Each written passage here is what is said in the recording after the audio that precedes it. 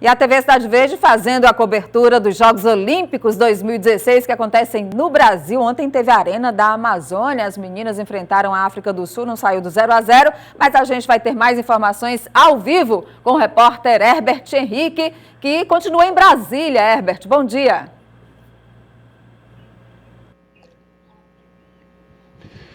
Bom dia, Nádia, telespectadores do Notícia da Manhã, é isso mesmo, mas daqui a pouco a gente embarca para Salvador para conferir de perto a movimentação da torcida para o jogo do Brasil contra a seleção da Dinamarca. Nádia, vamos começar pelo jogo de ontem à tarde aqui, 4 horas, entre Canadá e a Alemanha, que terminou com vitória do Canadá por 2-1 em cima da seleção alemã. Os 2 gols da seleção do Canadá foram marcados pela craque da equipe, a Melissa Tancredi. Embora com a derrota, a Alemanha também se classificou. Canadá e Alemanha avançam na competição no grupo F. Pelo grupo E, tivemos ontem aqui, 10 horas da noite, o torcedor reclamando barbaridade desse horário. Tivemos o confronto entre China e Suécia e mais um 0-0 aqui no estádio Mané Garrincha. O jogo que despertou a atenção da torcida de Brasília, mas o torcedor chegou aqui para definir em cima da hora para quem torcer. E a gente vai conferir agora essa matéria preparada antes do jogo, Suécia e exatamente a China, que terminou em 0-0. Veja. A torcida da Suécia, mesmo com a tradição da sua seleção feminina no futebol mundial, não foi vista nos arredores do estádio Mané Garrincha como se esperava. Mas admiradores sim, e todos brasileiros. Suécia. Por que Suécia? Mas pela simpatia mesmo. Ah, Suécia, né? Por que Suécia? Não sei, gosto mais de azul. Encontramos na porta do Mané Garrincha um time que representou o país na Eurofoot, na França. E esse time é um time escolar, categoria 17 anos. Ganharam essa competição, que inclui países, evidente, da Europa e o Brasil como convidado especial. E aqui estão elas, as campeãs. Tá faltando chegar mais meninas. Como é que vocês vieram para esse jogo por quê? Essa semana, ontem, aliás, a gente foi na Embaixada da Suécia e pedimos ingressos para o embaixador. Eles falaram que ainda não tinham, e quando as jogadoras da Suécia chegaram, a gente conseguiu, a gente pediu para o técnico delas e eles cederam esse momento para a gente. Momento para vocês ímpar, porque se não tivesse ingresso não viriam. Isso, não. Sofia, vai Sofia. Sofia é a astra do time, né? É, número 10. E você, qual o teu número no time? 12. 12. E a Sofia encanta tanto por quê? Ah, porque ela é muito boa, joga muito. Também é porque ela é bonita, Por outro lado, os chineses compareceram para incentivar a sua seleção, principalmente aqueles que moram no Brasil. A criançada de olho puxado adorou a folia. A China ganha o jogo? Sim! Ganha de quanto? De 5-2. 5-2? A China ganha de quanto? De 10. A China ganha de quanto? 1-0. Vai lá. A China ganha o jogo? Vamos sim, lógico. Qual o placar? Oi? Qual o placar do jogo? 2-0. E tinha torcedor que foi para o estádio e não sabia para quem torcer. A decisão foi tomada... Hoje a gente vai tirar um paro ímpar aqui na entrada. O que der, a gente vai ser o time que a gente vai torcer, entendeu? Muito bem, Herbert. Brasil e África do Sul no futebol feminino ficou no 0-0. E agora, hein? Pois é, Nádia. Inclusive, a seleção brasileira se deu ao luxo de colocar no banco de reservas a craque Marta, que só entrou no segundo tempo.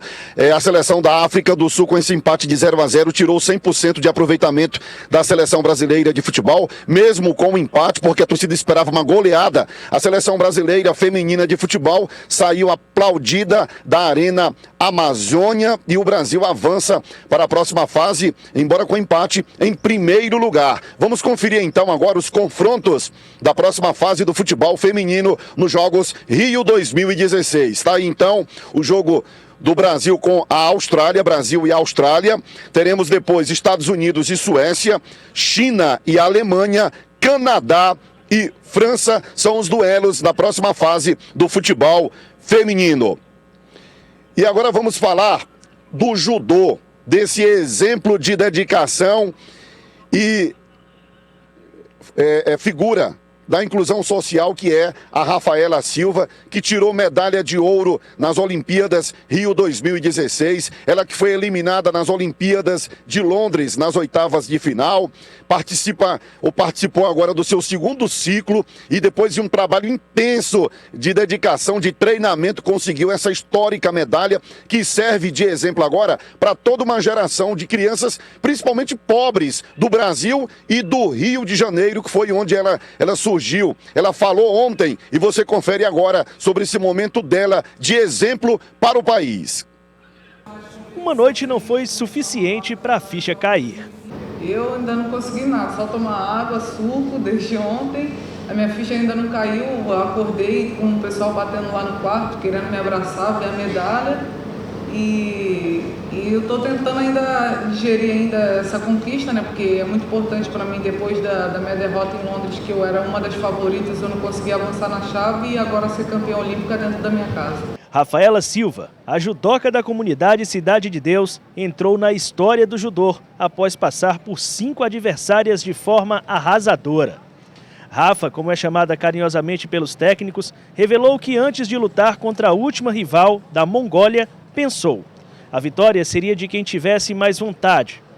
Na casa dela, ninguém desejaria mais o ouro, que veio através de um vasário. Uma criança da comunidade que não tinha objetivo saiu para querer fazer uma brincadeira no judô, como qualquer outra criança de 5 anos.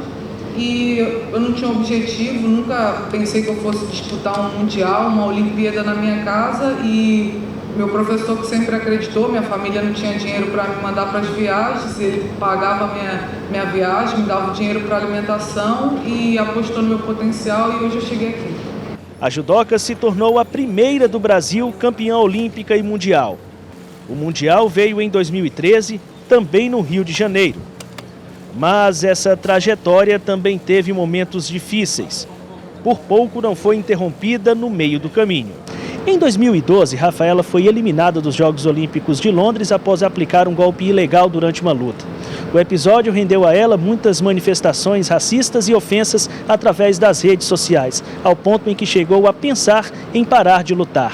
Rafaela entende bem o significado da palavra frustração e mandou um recado à colega judoca piauiense, Sara Menezes. A Sara, não só ela, mas todo o povo brasileiro sabe da capacidade dela, que ela poderia estar com uma medalha assim nos Jogos Olímpicos aqui do Rio, mas a gente não sabe quando a gente vai perder, quando a gente vai sofrer uma lesão. Isso é o esporte, e espero que ela mantenha a cabeça boa que ela tem e que ela consiga uma medalha no Tóquio 2020. Passou.